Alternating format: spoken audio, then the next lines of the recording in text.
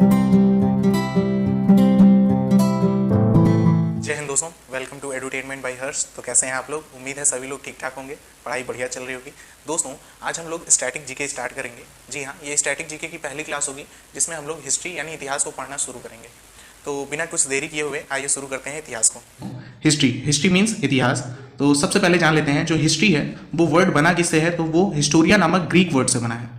ठीक है, हिस्ट्री किससे बना है, तो हिस्टोरिया नामक ग्रीक वर्ड, यानी ये ग्रीक भाषा का शब्द है हिस्टोरिया, जिसका मतलब क्या होता है, नॉलेज एक्वायर्ड बाय इन्वेस्टिगेशन। इसका मतलब अन्वेषणों से प्राप्त ज्ञान। इसका मतलब होता है जांच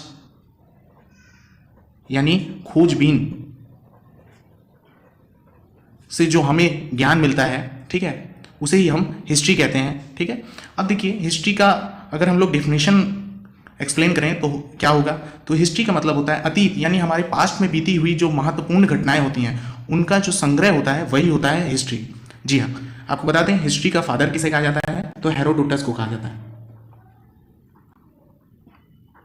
जी हाँ, हिस्ट्री का फादर हेरोडोटस, यानी father of history Herodotus. H for history, H for Herodotus. ठीक है, तो हिस्ट्री किस शब्द से मिलकर बना है, तो हिस्टोरिया। हिस्टोरिया एक ग्रीक भाषा का शब्द है जिसका मतलब होता है नॉलेज एक्वायर्ड बाय इन्वेस्टिगेशन। तो अब जानते हैं कि हिस्ट्री को कितने पार्ट्स में डिवाइड किया गया है। तो आपको बता दें कि हिस्ट्री को 3 पार्ट्स में डिवाइड किया गया है। ठीक है, 3 भागों में विभाजित किया गया है इतिहास को। अब आपको बता दें किस आधार पर डिवाइड किया गया है। तो आपको पता है प्राचीन समय में जो हमें स्रोत मिलेंगे, जो हमें साक्ष्य मिलेंगे, हम उन्हीं के आधार पर हिस्ट्री का विभाजन करेंगे, डिवाइड करेंगे उसे। तो आपको बता दें लिखित साक्ष्यों के आधार पर, प्रूफ तो होना चाहिए पर वो रिटन में होना चाहिए, तो लिखित साक्ष्यों की उपलब्धि के आधार पर ही हमने हिस्ट्री को 3 पार्ट में डिवाइड किया गया। सबसे पहला प्री हिस्टोरिक पीरियड, उसके बाद प्रोटो हिस्टोरिक पीरियड, उसके बाद हिस्टोरिक पीरियड। जी हाँ, प्री हिस्टोरिक पीरियड को कहते हैं प्राक ऐतिहासिक काल,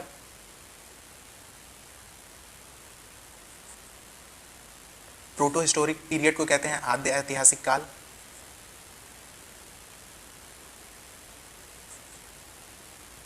और हिस्टोरिक पीरियड को कहते हैं ऐतिहासिक काल। तो हिस्ट्री कितने पार्ट में डिवाइड है? 3 पार्ट में, pre historic period, proto historic period और हिस्टोरिक पीरियड। किस आधार पर? तो लिखित साक्ष्यों यानी सबूतों के आधार पर। जी हाँ, प्री हिस्टोरिक पीरियड इतिहास का वह कालखंड होता है जिसमें हमें कोई भी लिखित साक्ष्य नहीं मिला।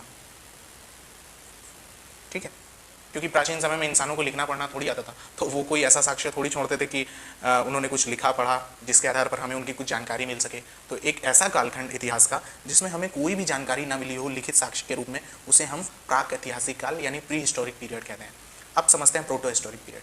तो इतिहास का वह समय जिस समय यानी जिस काल में, जिस टाइम पीरियड में हमें लिखित साक्ष्य तो मिले लेकिन आज तक हम उन्हें पढ़ नहीं पाए, तो ऐसा जो समय था उसे हम प्रोटो हिस्टोरिक पीरियड कहते हैं। ठीक है, तो प्री हिस्टोरिक पीरियड, लिखित साक्ष्य तो नहीं मिले, अब जब लिखित साक्ष्य मिले नहीं तो उन्हें पढ़ेगा कौन, सीधी सी बात है। दूसरा proto historic period, proto historic period, इसमें हमें लिखित साक्ष्य तो मिले लेकिन आज तक उन्हें कोई पढ़ नहीं पाया, उनका अर्थ कोई नहीं समझ पाया, तो ऐसे कालखंड को प्रोटो हिस्टोरिक पीरियड बोलते हैं। अब आते हैं ऐतिहासिक कालखंड। ऐतिहासिक कालखंड इतिहास का वह टाइम पीरियड है जिसमें हमें लिखित साक्ष्य भी मिले और हम उसे पढ़ भी सके, समझ भी सके। ठीक है, दोनों चीज, पढ़ा भी गया, समझा भी गया। तो इतिहास का वह कालखंड जिसमें कोई लिखित साक्ष्य नहीं मिला, प्री हिस्टोरिक पीरियड। इतिहास का वह कालखंड जिसमें लिखित साक्ष्य तो मिले लेकिन पढ़ा नहीं जा सका, तो प्रोटो हिस्टोरिक पीरियड। इतिहास का वह कालखंड जिसमें हमें लिखित साक्ष्य भी मिले, साथ ही साथ हम उसे पढ़ भी सके, तो उसे हिस्टोरिक पीरियड। तो फिर हम इसी हिस्टोरिक पीरियड को ऐतिहासिक कालखंडों के हिसाब से 3 अलग अलग भागों में विभाजित करते हैं इंडियन हिस्ट्री को पढ़ने के लिए, यानी भारतीय इतिहास को समझने के लिए। तो भारतीय इतिहास को पढ़ने के लिए सबसे पहले हमें क्या पढ़ना पड़ेगा, एंशिएंट हिस्ट्री, उसके बाद मिडाइवल हिस्ट्री, उसके बाद मॉडर्न हिस्ट्री। जी हाँ, एंशिएंट हिस्ट्री में हम लोग महाजनपदों के बारे में पढ़ेंगे, मगध साम्राज्य के बारे में पढ़ेंगे, कई राजवंशों के बारे में पढ़ेंगे, हर्यक वंश, ठीक है, मौर्य वंश, नंद वंश, ऐसे करके हम लोग आगे बढ़ेंगे। फिर गुप्त वंश आएंगे, कई यहाँ पर विदेशी आक्रमणकारी आएंगे, कुषाण आएंगे, शक आएंगे, पहलव आएंगे। इसके बाद इसी से आगे चलते हुए हम लोग दक्षिण भारत का भी इतिहास पढ़ेंगे, संगम काल पढ़ेंगे, ठीक है, चेर चोल पांड्य के बारे में पढ़ेंगे, तो वो तो आगे की बात है। उसके बाद फिर मिडाइवल हिस्ट्री में हमें क्या पढ़ना होता है, तो मिडाइवल हिस्ट्री में कई मुसलमान आक्रमणकारी भारत में आए, उनके बारे में पढ़ना पड़ेगा, जिसमें मोहम्मद बिन कासिम, ठीक है। तो तुर्क आक्रमणकारियों में जो सबसे फेमस हैं उनमें आपको मोहम्मद गौरी और महमूद गजनवी के बारे में जानना होगा, ठीक है। और उसी से हम लोग आगे बाबर, हुमायूं, अकबर यानी मुगल सल्तनत आएगा, ठीक है, वो भी पढ़ेंगे। उसके बाद शिवाजी, मराठा साम्राज्य, इन सब के बारे में पढ़ेंगे। और फिर आ जाता है मॉडर्न हिस्ट्री, जिसमें अंग्रेज आ जाएंगे और भारत को गुलाम बना देंगे। इसके बाद हम लोग गुलामी से आज़ादी तक के सफ़र को मॉडर्न हिस्ट्री में कवर करेंगे, ठीक है। तो आइए कुछ और सीखते हैं। तो आपको बता दें कि प्री हिस्टोरिक पीरियड यानी प्राक ऐतिहासिक काल को हम पाषाण काल यानी स्टोन एज के नाम से जानते हैं। ऐसा क्यों है? तो आपको बता दें कि आदि मानव जो होते थे यानी प्री हिस्टोरिक पीरियड के जो इंसान होते थे उस समय जो आदि मानव होते थे उनका मेन उद्देश्य क्या था? जीवन जीना। आज भी लोगों का मेन उद्देश्य जीवन जीना ही होता है, और जीवन जीने के लिए उसे शिकार करना पड़ेगा, ठीक है, जानवरों का शिकार करना पड़ेगा, क्योंकि उस समय के इंसान खेती तो कर नहीं पाते थे कि दाल चावल उगा करके खा लेंगे, पेट भर लेंगे। यानी कि उनका जो मेन उद्देश्य था वो शिकार करके खाना खाकर अपने जीवन को व्यतीत करना या जीना था। इसके लिए उसे हथियारों की जरूरत पड़ेगी शिकार करने के लिए। अब शिकार करने के लिए जो वो हथियार यूज़ करता था वो लोहे, तांबे या किसी धातु के नहीं होते थे, बल्कि पत्थर के ही होते थे। जी हाँ, वो पत्थरों से बने अस्त्र शस्त्र का यूज़ करता था। इसी कारण इस काल में सबसे ज़्यादा जो यूजेबल ऑब्जेक्ट था वो पत्थर था। इसी कारण इस पूरे काल को यानी पूरे प्री हिस्टोरिक पीरियड को एक नया नाम दे दिया गया, जिसे कहा गया पाषाण काल यानी स्टोन एज। इस स्टोन एज को हम 3 पार्ट्स में डिवाइड करके पढ़ते हैं। वो कौन कौन से पार्ट्स हैं? तो आपको बता दें, old stone age, middle stone age, new stone age. ठीक है, तो आपको पता चल गया कि प्राक ऐतिहासिक काल को ही पाषाण काल कहा जाता है। क्यों कहा जाता है? क्योंकि इस काल का मानव जो था वो सर्वाधिक प्रयोग किस चीज़ का करता था? तो पत्थरों का करता था। पत्थरों से ही उसने आग की खोज की। जी हाँ, 2 पत्थरों को ही आपस में घर्षण कराकर उसने आग की खोज भी कर ली थी। ठीक है, तो अब समझते हैं old stone age, middle stone age और न्यू स्टोन एज के बारे में। तो आपको पता चल गया होगा कि स्टोन एज ही है क्या? Pre historic period. तो आप चाहे स्टोन एज को 3 पार्ट में डिवाइड करिए, चाहे प्री हिस्टोरिक पीरियड यानी प्राक ऐतिहासिक काल को ही 3 पार्ट में डिवाइड करिए। वो क्या होंगे? Old stone age, middle stone age और न्यू स्टोन एज। ठीक है, तो अब इनका थोड़ा टाइम पीरियड भी देख लेते हैं। ओल्ड स्टोन एज यानी पूरा पाषाण काल का जो टाइम पीरियड है 30,000 BC से लेकर के लगभग 8,000 BC तक का जो काल था, जो समय था, उसे ओल्ड स्टोन एज कहा गया। जी हाँ, ये बहुत लंबा समय था। अभी आपको मैं बताता हूँ कि BC क्या होता है। मतलब 30,000 ईसा पूर्व से लेकर के 8,000 ईसा पूर्व तक ओल्ड स्टोन एज यानी कि पूरा पाषाण काल का समय था। उसके बाद मिडिल स्टोन एज, वो इससे कम था, 8,000 BC यानी बिफोर क्राइस्ट यानी कि ईसा पूर्व से लेकर के 4,000 ईसा पूर्व तक का जो समय है वो मिडिल स्टोन एज कहलाता है। और न्यू स्टोन एज यानी कि नव पाषाण काल, ये कब से कब है? तो ये 4,000 BC यानी ईसा पूर्व से लेकर के 2500 ईसा पूर्व तक का जो समय था वो न्यू स्टोन एज यानी कि नव पाषाण काल का समय था। ठीक है, अब आपको समझा देते हैं पहले कि BC क्या होता है यानी ईसा पूर्व क्या होता है। ठीक है, तो दोस्तों अब आपको बताते हैं कि आज के दिन जो कैलेंडर हम लोग यूज़ कर रहे हैं या पूरी दुनिया जिस कैलेंडर को यूज़ कर रही है वो ग्रेगोरियन कैलेंडर है, जिसे बनाया था पोप ग्रेगोरी ने। जी, और इसका आधार रखा गया था, यानी इस कैलेंडर का जो समय था शुरुआत का वो कब से रखा गया? तो जब ईसा मसीह का जन्म हुआ था, जिस दिन से ईसा मसीह का जन्म हुआ था उसी दिन से इस कैलेंडर को स्टार्ट किया गया था। ठीक है, उसके बाद से ही हम जो आज का कैलेंडर यानी आज का जो साल चल रहा है 2023 वो इसी के कैलेंडर के हिसाब से चल रहा है। यानी आज से लगभग 2023 साल पहले किसका जन्म हुआ था? जीसस क्राइस्ट का जन्म हुआ था। ठीक है, इतना डाटा हमें मिल गया। ठीक है, यानी जीसस क्राइस्ट का जन्म हुआ था कब? आज से 2023 साल पहले। अब जो उससे पहले की घटनाएं हुई थी उन्हें कहा जाने लगा BC यानी बिफोर क्राइस्ट यानी before the birth of Christ यानी जीसस क्राइस्ट के जन्म के पहले। जी हाँ, अब जैसे यहाँ मैंने लिखा है 57 BC, यानी कि इसका क्या मतलब हुआ कि ईसा मसीह के जन्म के 57 साल पहले की बात। तो इस समय जो कैलेंडर बना था उसका नाम था विक्रम संवत। ठीक है, अब ये अलग बात हो गई। ठीक है, 57 BC का मतलब क्या हुआ? 57 साल पहले। मान लीजिए मैं यहाँ लिख दूँ 100 BC, इसका मतलब आप क्या समझ जाएंगे कि जीसस क्राइस्ट के जन्म के 100 साल पहले की बात हो रही है। अब समझते हैं कि जो घटनाएं जीसस क्राइस्ट के जन्म के पहले हुई हैं उनके समय पर हम क्या लिखेंगे? BC लिखेंगे, यानी बिफोर क्राइस्ट यानी ईसा पूर्व, हिंदी में ईसा के जन्म के पहले तो ईसा पूर्व। और जो भी घटनाएं जीसस क्राइस्ट के जन्म के बाद हुई हैं तो उन्हें हम क्या लिखेंगे?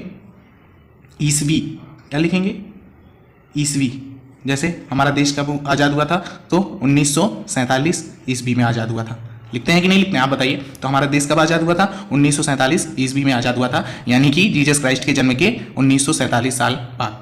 ठीक है, अब देखिए इसे इंग्लिश में एना डोमिनी बोलते हैं। एक्चुअल में ये इंग्लिश वर्ड नहीं है बल्कि ये लैटिन भाषा का वर्ड है। जी हाँ, किस भाषा का वर्ड है? लैटिन लैंग्वेज होती है जो केवल अब बोली जाती है ना कि लिखी जाती है।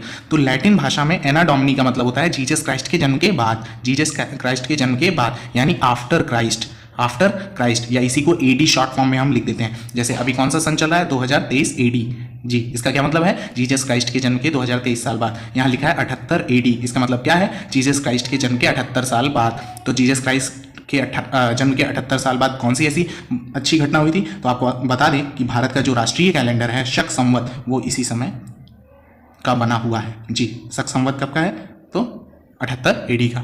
इतनी बात आपको समझ में आ गई होगी। चलिए, तो आपको अब डेट समझने में दिक्कत नहीं होगी। जो टाइम पीरियड है, तो कैसा था टाइम पीरियड? ये ओल्ड स्टोन एज का टाइम पीरियड 30,000 बीसी से लेकर के 8,000 बीसी तक का था। इसका मतलब कि जिस समय ईसा मसीह का जन्म हुआ था उसके 30,000 साल पहले से ओल्ड स्टोन एज शुरू हुआ और 8,000 साल पहले तक ओल्ड स्टोन एज चला। उसके बाद मिडिल स्टोन एज यानी मध्य पाषाण काल कब से कब तक था? तो ईसा मसीह के जन्म के 8,000 साल पहले से स्टार्ट हुआ और ईसा मसीह के जन्म के 4,000 साल पहले तक चला। उसके बाद न्यू स्टोन एज यानी नव पाषाण काल कब तक चला? तो ईसा मसीह के जन्म के 4,000 साल पहले से शुरू हुआ और ईसा मसीह के जन्म के 2,500 साल पहले खत्म हो गया। ठीक है, उम्मीद है आपको टाइम पीरियड समझने में कोई दिक्कत नहीं होगी। ये पूरे हिस्ट्री में चलता रहेगा, इसलिए ये बताना बहुत जरूरी था। अब हम लोग समझते हैं कि ओल्ड स्टोन एज की क्या खास बातें हैं, क्या खास बात है मिडिल स्टोन एज की और क्या खास बात है न्यू स्टोन एज की। ठीक है, तो ओल्ड स्टोन एज की सबसे खास बात थी कि इस समय का जो मानव था वो खाद्य संग्राहक था, यानी खाना बदोश था। उसे और कुछ लेना देना नहीं था दुनिया में, वो बस घूमता ही रहता था दिन रात जंगलों में। उसका कोई ठहरने का जगह नहीं था, उसके पास कोई निवास नहीं था, उसका कोई घर नहीं था। ठीक है, दूसरी चीज वो आखेटक था। अब भाई उस समय खेती तो वो करता नहीं था। हम कब की बात कर रहे हैं? आज से लगभग 32,000 साल पहले की बात कर रहे हैं। जी हाँ, उस समय कुछ खेती के साक्ष्य कुछ ऐसा मिले ही नहीं। उस समय का इंसान कैसा था? आखेटक था, यानी शिकारी था। और शिकार करने के लिए वो कैसे हथियार का यूज करता था? बड़े बड़े पत्थरों के औजारों का इस्तेमाल करता था। तो आपको बता दें लगभग 22,000 साल इंसान ने ऐसे ही बिता दिए, केवल और केवल घूमने फिरने में। ठीक है, और बस खाने की तलाश में शिकार करके वो जीता रहा। और साथ ही साथ ओल्ड स्टोन एज की एक प्रमुख घटना आपको बताते हैं कि मानव ने आग की खोज ओल्ड स्टोन एज में ही कर ली थी। जी हाँ, उसने आग की खोज कर ली थी, लेकिन अभी आग का प्रयोग करना नहीं सीखा था। आग की खोज तो ओल्ड स्टोन एज में ही कर ली थी, लेकिन उसने आग का प्रयोग करना नहीं सीखा था। जी हाँ, गलती से हो गई आग की खोज। अब आते हैं मिडिल स्टोन। समय बीतता गया, लगभग 22,000 साल इंसान ने बिता दिए, तो कुछ ना कुछ उसका बौद्धिक विकास हुआ ही होगा। इस समय का जो मानव था, अब वो शिकार करने के लिए, यानी खाना बदोश तो अभी भी था, नो डाउट, लेकिन अब उसने शिकार करने का पैटर्न बदल दिया। जहां पर वो ओल्ड स्टोन एज में बड़े पत्थरों का इस्तेमाल करता था, वहीं मिडिल स्टोन आते आते उसने क्या कर दिया? उसने छोटे पत्थरों के हथियारों का इस्तेमाल करना शुरू किया। जी हाँ, यानी माइक्रोलिथिक। ठीक है, माइक्रोलिथ। जी हाँ, इसी कारण इस काल को माइक्रोलिथ भी कहा जाता है। ठीक है, क्योंकि इस समय इंसान ने छोटे हथियारों का यूज करना सीख गया कि छोटे हथियार होंगे तो दूर से ही शिकार कर लेगा फेंक कर। ठीक है, तीसरी चीज, इस समय का जो इंसान था उसने एक और नई चीज सीख ली थी। क्या? अंत्योष्टि। जी हाँ, अब अगर उसके साथ का कोई इंसान, कोई आदमी प्राण त्याग देता था तो उसे वो जलाना या दफनाना सीख चुका था। जी हाँ, किस समय का? ओल्ड स्टोन एज का मानव ये नहीं सीख पाया था, लेकिन मिडिल स्टोन एज आते आते इस समय का मानव क्या सीख गया? तो शवों को जलाने और दफनाने का कार्यक्रम वो सीख चुका था। ठीक है, अब आते हैं न्यू स्टोन एज में। अब देखिए, फिर समय बीता, लगभग 4,000 साल इंसान ने व्यतीत किए मिडिल स्टोन एज में, तो इसका मतलब है उसका बौद्धिक विकास और हुआ होगा। अब इंसान एक जगह पर ठहरना सीख रहा था। जी हाँ, ठहरना यानी इस समय का इंसान खेती करना सीख चुका था। ठीक है, यानी इंसान ने खेती करना कब सीखा? न्यू स्टोन एज में, जब वो खेती करने लगा। और खेती में सबसे पहले उसने किस चीज की खेती की? तो जौ और गेहूं की खेती की। जी हाँ, याद रखिए, ये क्वेश्चन आते हैं। कहां पर खेती की? तो आपको बता दें, आज के समय में पाकिस्तान में एक जगह है जिसका नाम है मेहरगढ़।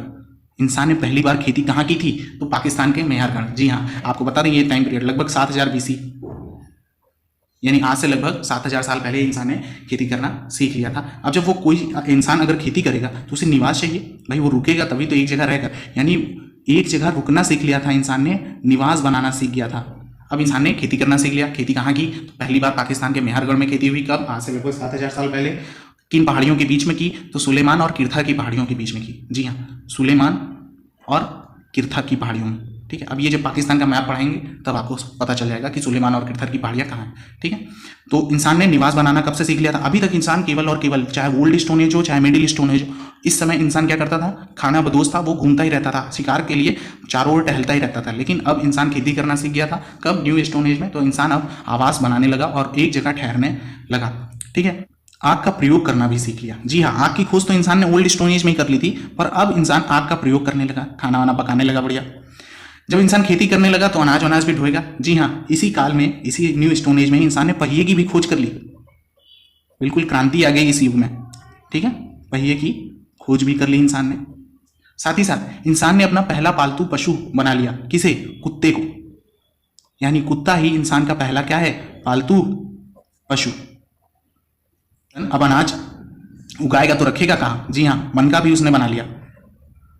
मन का मतलब होता है मृत भांड बर्तन, ठीक है। तो इंसानों ने न्यू स्टोन एज आते आते इंसानों के अंदर एक अजीब सी क्रांति आ गई, उनका बौद्धिक विकास बहुत तेजी से हुआ। एक छोटे छोटे क्रम में ही उन्होंने, देखिए ना, ओल्ड स्टोन एज का बहुत लंबा समय था जिसमें इंसान ने कुछ नहीं किया, लेकिन जैसे जैसे उसका बौद्धिक विकास, उसने 22,000 साल 23,000 साल लगभग बिता लिए, तो इसके बाद उसका बौद्धिक विकास हुआ। तो उसने मिडिल स्टोन एज में क्या किया, छोटे हथियारों का यूज करना शुरू कर दिया शिकार के लिए, अंत्येष्टि कार्यक्रम शुरू कर दिया। और जैसे जैसे और आगे समय बढ़ा तो न्यू स्टोन एज आते आते इंसानों ने गेहूं की खेती की, जौ की खेती की, और कहाँ की, तो पाकिस्तान के मेहरगढ़ में की, निवास भी बना लिया अपना। अब उसने आग का प्रयोग करना भी सीख लिया, ठीक है। पहिए की खोज भी कर ली।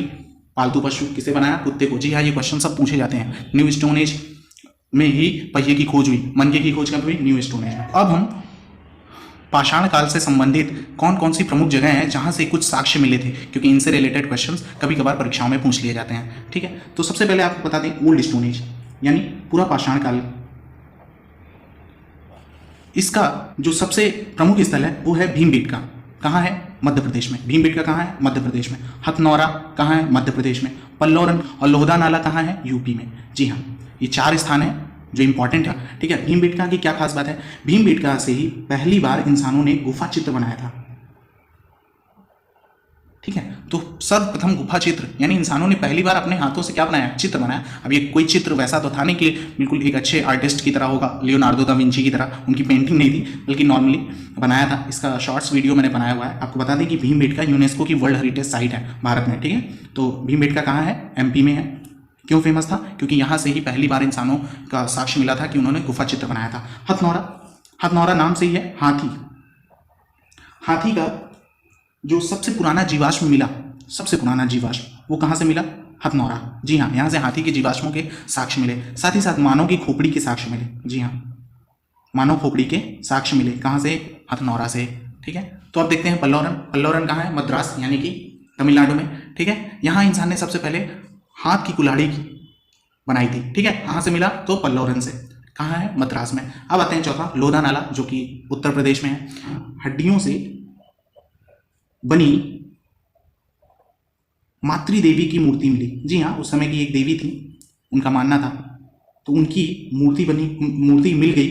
और वो बनी किस चीज़ से थी, हड्डी से बनी थी। जी हाँ, लोधा नाला में। कहाँ है, यूपी में, ठीक है। तो ओल्ड स्टोन एज के 4 प्रमुख स्थल कौन कौन से हैं, तो आराम से याद करेंगे। भीमबेटका, हथनौरा। भीमबेटका, हथनौरा दोनों कहाँ हैं, मध्य प्रदेश में। इसके बाद चेन्नई चलेंगे, ठीक है, और वहाँ पल्लौरन में मिलेगा क्या, हाथ की कुल्हाड़ी। उसके बाद लोहदा नाला। लोहदा नाला कहाँ है, यूपी में है। हड्डियों से बनी मातृ देवी की मूर्ति पहली बार मिली। गुफा चित्र सर्वप्रथम कहाँ से मिला, तो भीमबेटका। अब आते हैं, तो आपको चारों स्थल याद हो गए होंगे, भीमबेटका, हथनौरा, पल्लौरन, लोहदा नाला। भीमबेटका, हथनौरा, पल्लौरन, लोहदा नाला। अब उसके बाद देखते हैं मिडिल स्टोन एज में। मिडिल स्टोन एज के भी 4 प्रमुख स्थल है। कौन कौन से हैं, दमदमा, महदहा, सराय नहर राय। जी हाँ, ये 3 नाम एक साथ बोलिए, क्योंकि ये तीनों जगह यूपी में है। और महदहा तो पर्टिकुलर प्रतापगढ़ में है। जी हाँ, कई दोस्त हमारे प्रतापगढ़ के हैं, ठीक है। दमदमा, महदहा, सराय नहर राय और आदमगढ़ कहाँ है, मध्य प्रदेश में। तो मिडिल स्टोन एज में आसान है बिल्कुल याद करना। क्यों, क्योंकि भाई 3 यहाँ के जो स्थल हैं वो तो केवल यूपी में ही है, और चौथा जो है वो मध्य प्रदेश में है। दमदमा, महदहा, सराय नहर राय। यहाँ पर 100 के साक्ष्य मिले। डेड बॉडी के साक्ष्य कहां से मिले, यानी यहां भी कोई सभ्यता रहती थी। महदहा, महदहा में खास बात क्या है, यहां 100 के साक्ष्य मिले। कैसे, स्त्री और पुरुष को एक साथ दफनाया हुआ। स्त्री और पुरुष को एक साथ दफनाने का साक्ष्य कहां मिला, तो महदहा में मिला। कहां मिला, महदहा में। कहां है, प्रतापगढ़ में है। सराय नहर राय क्यों फेमस है, तो ये भी शव के लिए ही फेमस है। क्यों, शव और कैसे, 3 कंकाल। जी हाँ, 3 कंकाल एक साथ मिले एक ही कब्र पर। एक ही कब्र में 3 कंकाल एक साथ मिले, ठीक है। कहाँ मिले, सराय नहर राय, यूपी में। कैसे याद करेंगे, देखिए सराय नहर राय 3 वर्ड हैं, तो 3 शव यानी 3 कंकाल एक ही कब्र में मिले। महदहा क्यों फेमस है, स्त्री पुरुष के 100 एक साथ मिले। दमदमा क्यों फेमस है, तो 100 के साक्ष्य मिले। आसान है बिल्कुल याद करना, तीनों यूपी में, तीनों 100 से रिलेटेड है, डेड बॉडी से रिलेटेड है। आदमगढ़ एमपी में है। यहाँ की खास बात क्या है, यहाँ पशुपालन का सबसे प्रथम साक्ष्य जो मिला था, यानी इंसानों ने पशुपालन करना प्रारंभ कर दिया था, इसका साक्ष्य मिडिल स्टोन एज में ही मिल गया था। कहाँ से, आदमगढ़, ठीक है, आदमगढ़। आइए आप समझते हैं new stone age. New stone age के कुछ प्रमुख स्थल। तो फिर यहाँ पास यूपी आया, कोल्डीवा और मगहरा। धान या चावल की खेती के सबसे प्राचीनतम साक्ष्य जो मिले कहाँ से मिले? कोल्डीवा में। जी हाँ, न्यू स्टोन एज का एक जगह है कोल्डीवा में। कोल्डीवा है कहाँ? यूपी में है। और खास बात बताएं, जहाँ हम रहते हैं वहीं है, यानी इलाहाबाद। ठीक है, कोल्डीवा कहाँ है? इलाहाबाद में। ठीक है, चावल के साक्ष्य, सबसे प्राचीन साक्ष्य कहाँ मिले? तो कोल्डीवा में मिले। जी हाँ। मगहरा में जौ के साक्ष्य मिले। बुर्जहोम, यहाँ पास गर्त में आवास का प्रमाण मिल गया। जी हाँ, अंडरग्राउंड लोग घर बनाने लगे थे। ठीक है, तो कहाँ अंडरग्राउंड? मानव घर बनाना तो सीख गया था, लेकिन अंडरग्राउंड घर बनाना का जो साक्ष्य मिला वो कहाँ से मिला? बुर्जहोम, जम्मू कश्मीर। कहाँ है? जम्मू कश्मीर। बुर्जहोम, जम्मू कश्मीर।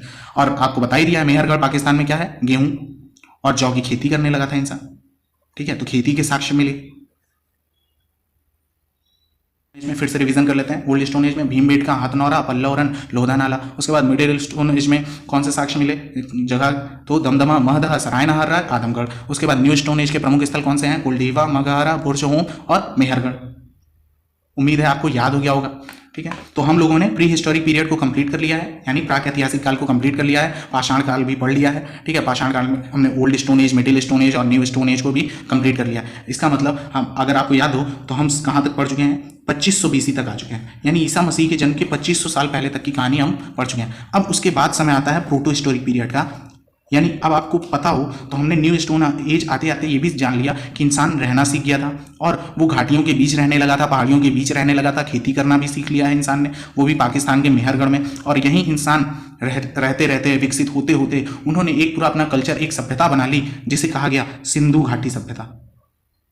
सिंधु घाटी सभ्यता जो कहाँ से कहाँ तक चली, यानी 2500 BC, ईसा मसीह के जन्म के 2500 साल पहले से लेकर के 1750 BC तक का समय।